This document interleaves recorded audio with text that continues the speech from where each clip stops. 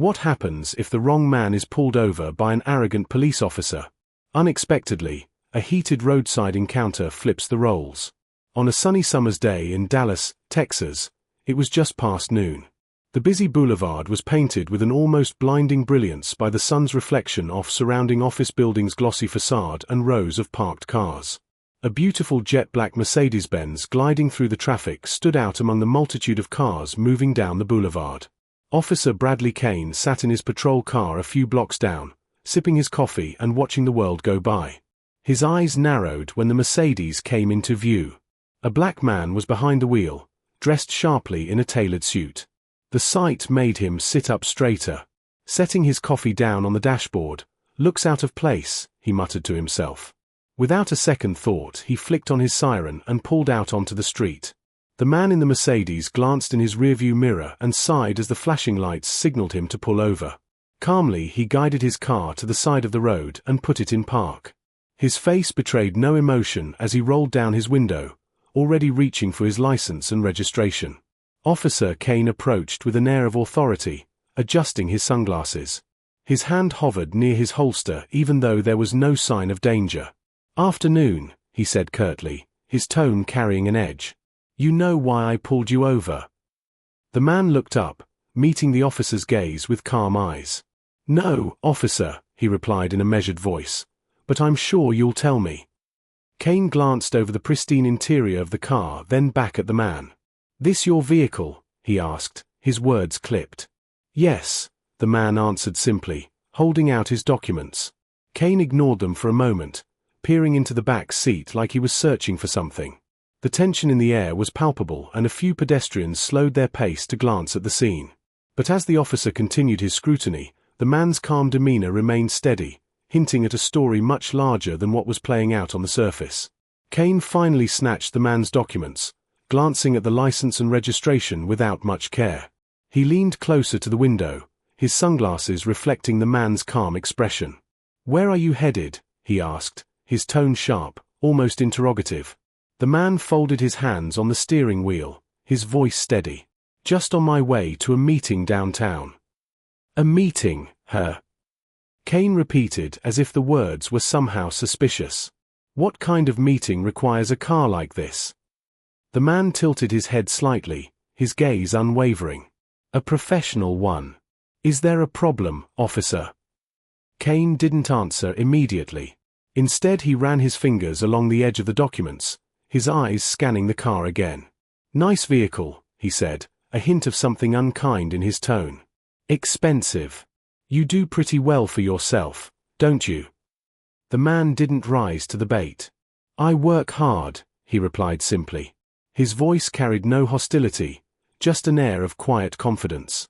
A small group of people had started to congregate on the sidewalk, including interested bystanders slowing down to observe what was going on and office workers taking their lunch break. The anxiety increased as the midday light shone down on the scene. Kane's lips formed a narrow line as he leaned back a little. With a sudden motion, he returned the paperwork. "Would you mind getting out of the car for me?" The man's brow furrowed slightly, but he complied. He opened the door and stepped out, his polished shoes clicking against the pavement. He stood tall, his tailored suit spotless and his posture unshaken. The onlookers exchanged murmurs, their interest piqued, as Kane walked a slow circle around the car, eyeing it like he was appraising a stolen work of art. "Mind if I ask how you can afford something like this?" Kane asked, his voice carrying just enough volume to ensure the growing crowd could hear. His words lingered in the hot air, the implication hanging heavy. The man's lips pressed into a thin line before he spoke. "Is there a law against success, officer?" Kane stopped, turning to face him. "I didn't say that," he shot back, though his tone betrayed irritation. "Just doing my job." "By profiling people?" the man asked, his voice still calm but now edged with steel. The murmurs among the crowd grew louder. A woman in business attire took out her phone, holding it discreetly as she began recording. The officer's expression darkened, his hand now resting on his belt. "Watch your tone," he warned, but there was no mistaking the unease creeping into his stance. "I'll decide what needs to be checked here." But as Kane reached for his radio, preparing to escalate further, The man's steady composure began to hint that he wasn't just any driver pulled over for a routine stop.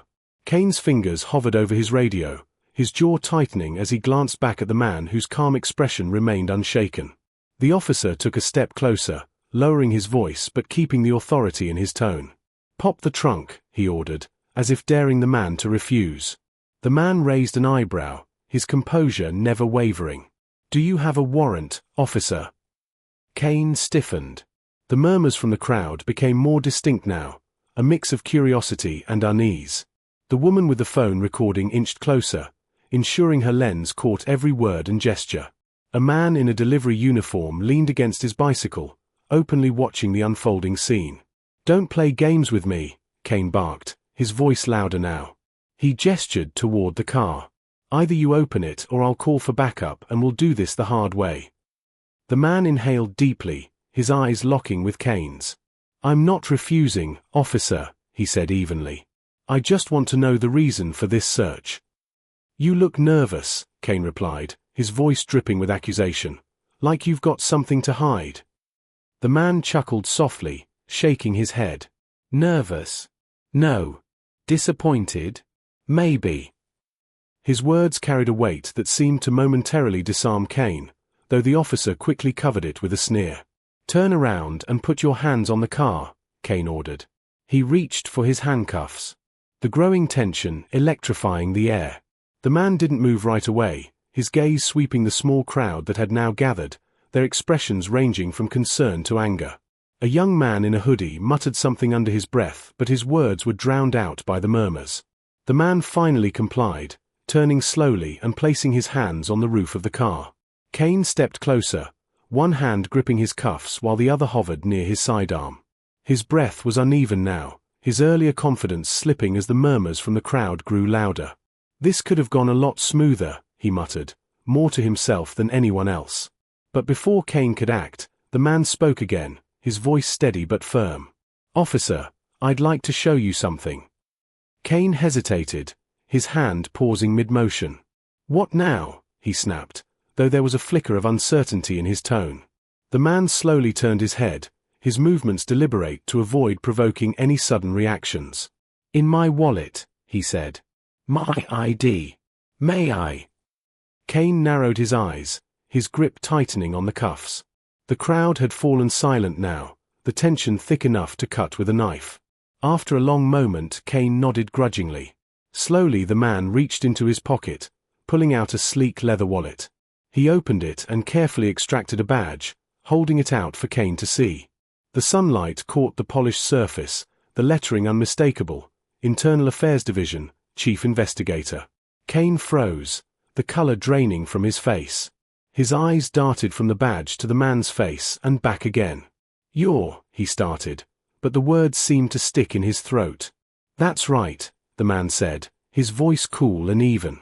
"I'm the head of Internal Affairs, the department that investigates officers like you." The crowd erupted into whispers and gasps, the tension breaking like a dam. The woman recording let out a low whistle, zooming in on the badge. Kane took a step back, his mouth opening and closing like he was struggling to breathe. His earlier bravado was gone, replaced by a mix of shock and fear. But as the man lowered his hand, letting the badge glint one last time in the sunlight, his expression hinted that this encounter was far from over. Kane's hands trembled slightly as he stared at the badge, its polished surface reflecting the midday sun. He blinked, trying to process what had just unfolded. The man standing before him wasn't just another driver. He was someone with the authority to dismantle his entire career with a single report. I didn't realize," Kane stammered, his earlier bravado completely gone. The murmurs from the crowd swelled, some recording with their phones, others whispering furiously. A young woman in a floral dress muttered, "Serves him right," loud enough to be heard. The man tucked his badge back into his wallet and crossed his arms, standing tall and unshaken. "You didn't realize," he repeated, his voice calm but with an unmistakable edge, "or you didn't care." Kane opened his mouth to respond, but no words came. The weight of the crowd's eyes bore down on him, and for the first time he felt exposed. The power dynamic had shifted entirely, and it was written all over his face. The man took a step closer, his tone measured but firm. "Let me ask you something, officer," he began. "If I weren't who I am, if I didn't have this badge, what would have happened today? How far would you have taken this?" Kane swallowed hard, his eyes darting around as if searching for an escape. "I was just doing my job," he managed weakly. "Doing your job." The man's voice cut through the air, each word landing with precision. "Your job is to serve and protect, isn't it? So tell me, officer, who are you protecting today? The people on the street? The community? Or just your own prejudices?" The crowd's whispers grew louder, their collective gaze like a spotlight on Kane. A middle-aged man in a business suit shouted, "Answer him!" Kane flinched, his face flushed as he looked at the ground. The man continued, his voice steady but unrelenting. "Everyday people like me are subjected to stops like this. Assumptions are made not because of our actions but because of how we look. Do you know how exhausting that is? To live under constant suspicion even when you've done nothing wrong." Kane's eyes flickered upward, but he quickly averted his gaze. The crowd's judgmental stares had him cornered, and there was no escaping the gravity of the moment. His hand dropped from his belt, and he stood there motionless as the man's words bore into him. "I could make a phone call right now," the man said, his voice softer but no less powerful. "One call and you'd be under investigation before you even finished your shift. But I'm not going to do that, yet." He let the weight of his words hang in the air, the pause drawing the crowd in even closer.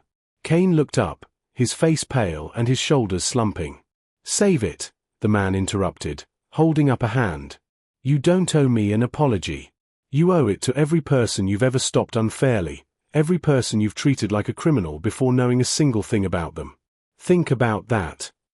The silence that followed was deafening. Kane stood frozen, his mouth slightly open as if to speak, but he couldn't muster a word. The man turned to the crowd, his gaze sweeping over the onlookers.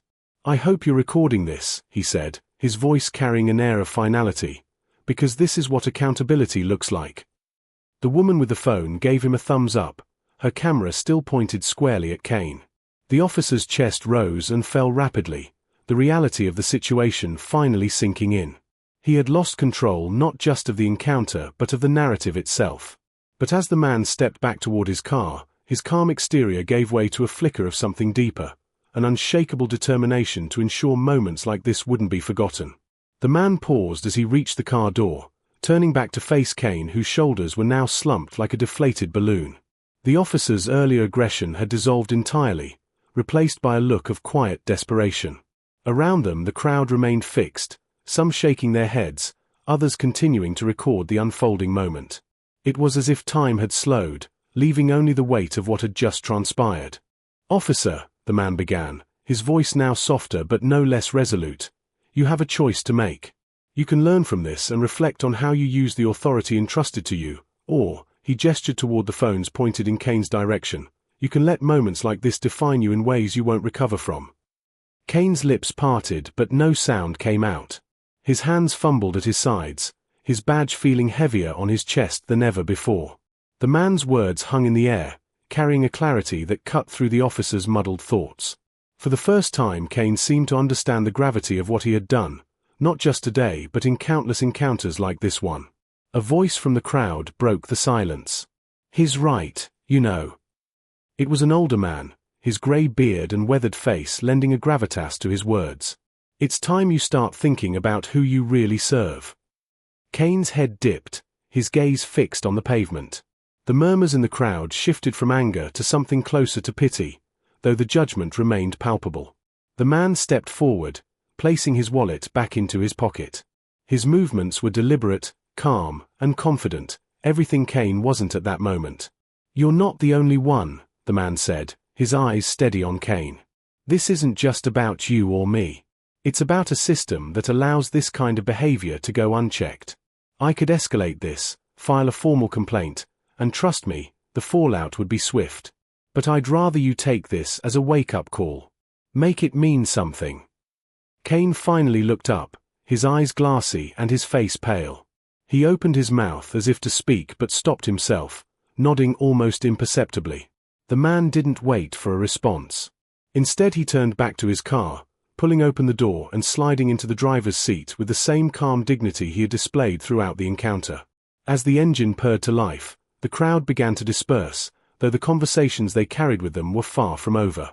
A young woman turned to her friend, her voice low but impassioned. "This kind of thing happens every day. Maybe now people will finally start paying attention." Kane stood alone on the sidewalk, the weight of the badge on his chest now an unbearable reminder of the responsibility he had failed to uphold. He watched as the black Mercedes pulled away, disappearing into the flow of traffic, leaving him with nothing but the echoes of the man's words and the judgment of the crowd. But as Kane glanced around at the faces of those still watching, he realized that accountability wasn't just about the man who had challenged him. It was about what he chose to do next. The black Mercedes disappeared into the distance, its polished surface reflecting the sunlight one last time before blending into the sea of cars. Officer Kane remained frozen on the sidewalk, his mind a whirlwind of emotions. The crowd had largely dispersed, but a few onlookers lingered, their faces still etched with disapproval. He could feel their judgment like a weight pressing down on him. For the first time in his career, Kane genuinely questioned himself, not because he was afraid of the consequences, but rather because he was uneasy about the potential harm his actions could create. The man's remarks wounded deeper than he wanted to acknowledge as he considered them. They were about more than just this interaction. They were about a mindset, a pattern, and an inability to recognize individuals for who they truly were. The silence around him was deafening, but it allowed space for a realization to take hold. Kane knew he had a choice. He could dismiss this moment, shrug it off as a fluke, or he could let it reshape how he carried himself and the badge. The man's calm but firm demeanor had left him with no excuses and no escape from the truth. As Kane finally walked back to his patrol car, his steps felt heavier. This moment would follow him not just as a lesson but as a turning point. For the man in the Mercedes, it wasn't about humiliation or retribution. It was about change. He had walked away not because he couldn't push further, but because he believed that real accountability started within. His parting words lingered in the air like a quiet echo of justice. Make it mean something. And for all of us, this story serves as a reminder. We have a duty to challenge bias, to stand firm in the face of injustice, and to leave the world better than we found it. Subscribe for more stories that inspire reflection and spark change.